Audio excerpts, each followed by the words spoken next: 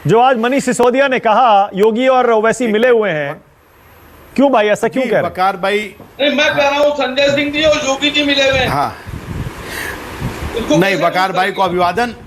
अरे वकार भाई को अभिवादन, वकार भाई का अभिवादन, अनिला जी का अभिवादन, घनश्याम जी का अभिवादन। नाराज नहीं हो, गुस्सा नहीं हो, हम लोग डिबेट करते रहेंगे। देखिए, जो जिस तरह बिहार से एक अनुषांगिक संगठन भारतीय जनता पार्टी के तौर पर ओवैसी जी की पार्टी ने चुनाव लड़ा, जिस प्रकार से बंगाल में उन्होंने पूरी ताकत लगाई कि किसी तरह से बीजेपी जीते और नहीं जीत पाई, बिहार में वो कामयाब रहे। इससे केवल हमारे मन में नहीं, सबके मन में ये सवाल है कि आखिर ओवैसी जी सब कुछ वैसा ही क्यों कर रहे हैं जो आरएसएस का ब्लूप्रिंट है। ये सवाल जरूर हमने उठाया और मुझे लगता है कि सब लोगों को ये सोचने की आवश्यकता है। मेरा वकार साहब का मेरे मन में बहुत सम्मान है, मैं उनसे कहता हूं वो भी इस पर विचार करें और नाराज नहीं हो। हम लोगों को लोकतंत्र में अपनी बात कहने का अधिकार, हमने केवल इतनी बात कही, लोकतंत्र में अपनी बात कहने का भी हक है दीपक, और साथ ही साथ देश में कहीं भी चुनाव लड़ने का भी हक है। आप भी तो जाते हैं चुनाव लड़ने के लिए, आप गोवा जाते हैं चुनाव लड़ने के लिए, उत्तराखंड जाते हैं, गुजरात जाते हैं, हिमाचल जाते हैं, उत्तर प्रदेश भी आ रहे हैं। उसी तरह उनकी पार्टी को भी हक है भाई। आप ये क्यों कह रहे हैं कि वो बिहार में चुनाव लड़े, बंगाल में चुनाव लड़ेंगे जैसे आप लड़ रहे हैं?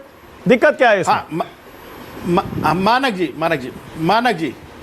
नहीं, मानक जी मैं बता रहा हूं, देखिए हम पिछले 1.5 साल में उत्तर प्रदेश में हमने योगी जी की सरकार को जिस तरह एक्सपोज किया आपने देखा, जबकि उत्तर प्रदेश में हमारी कोई बड़ी हैसियत नहीं थी। पंचायत चुनाव में जाके हमारी हैसियत बनी जब हमने 83 सीटें जीती और 40 लाख वोट पाए।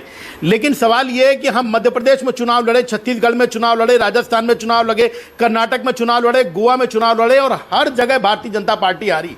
ये ओवैसी जी जहां जाते हैं वो भारतीय जनता पार्टी का शगुन का टीका है, जाते ही ये पार्टी जीत जाती है, इसलिए सवाल उठते हैं। मैं एक राजनीतिक केवल बात कह रहा हूं, किसी पर बंगाल में तो बीजेपी हारी, अभी बंगाल में ओवैसी जी गए, आपने भी बंगाल का जिक्र किया, वहां तो बीजेपी हारी है।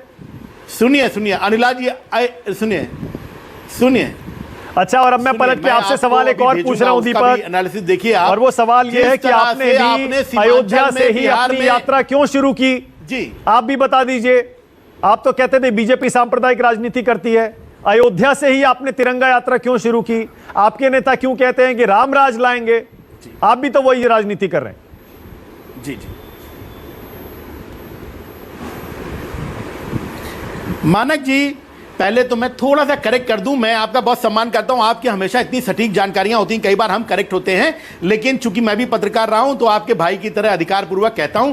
पहली तिरंगा यात्रा में मैं मौजूद था, वो लखनऊ से हुई, दूसरी आगरा में हुई, तीसरी नोएडा में हुई, और ऐसा अयोध्या प्रवेश पे, भगवान राम की नगरी में प्रवेश पे हम पे रोक नहीं लगी, हम वहां पे भी गए। चौथी यात्रा है, पहली बात। दूसरी बात, मैं आपको बता दूं कि अरविंद केजरीवाल जी ने जब अपनी राजनीतिक यात्रा शुरू की थी 2013 में, तो रामायण के रचयिता श्री वाल्मीकि जी के मंदिर से अपनी राजनीतिक यात्रा चालू की थी, नंबर 2। और तीसरा तथ्य यह कि गांधी जी जब दिल्ली आए तो वो उसी वाल्मीकि मंदिर में रहते थे। राम खुद उन्होंने लिखा गांधी जी ने कि चरखे में राम राम भरा हुआ है, रघुपति राघव राजा राम खाते थे। क्या आप उनको कहते हैं कि वो सेक्युलर नहीं थे?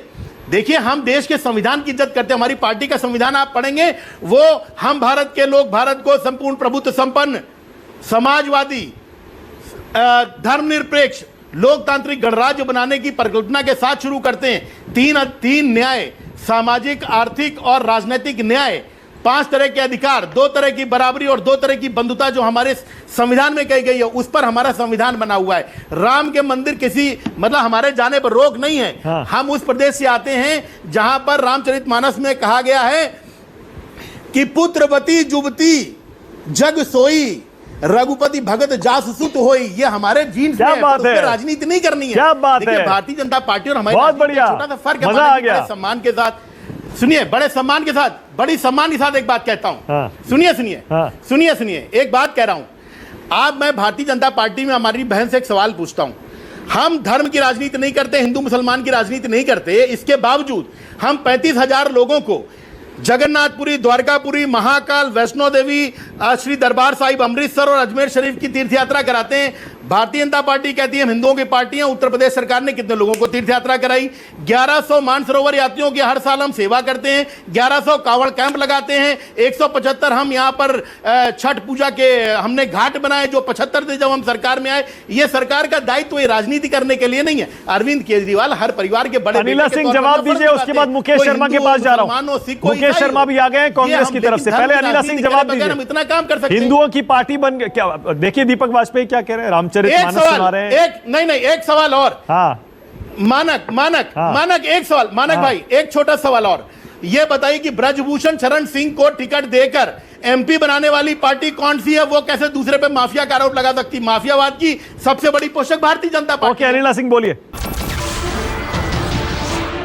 नमस्कार, मैं हूं मानक गुप्ता।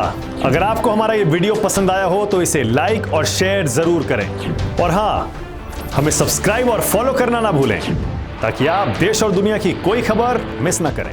तो जुड़े रहिए हमारे साथ और देखते रहिए न्यूज़ 24।